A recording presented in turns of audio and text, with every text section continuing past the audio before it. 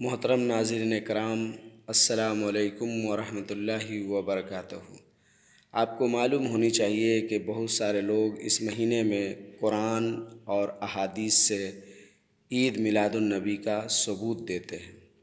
हालांकि मुतहक्कक तौर पर यह बात साबित है कि अल्लाह तबारक व तआला ने कुरान में आप सल्लल्लाहु अलैहि वसल्लम के जश्न ईद मिलादुन्नबी के मुतालिक जो मुरव्वजा तरीके पर की जाती है, कोई भी आयत नाजिल नहीं की है। कुरान में ऐसी कोई दलील नहीं है और हदीस के अंदर भी कोई ऐसी दलील नहीं है।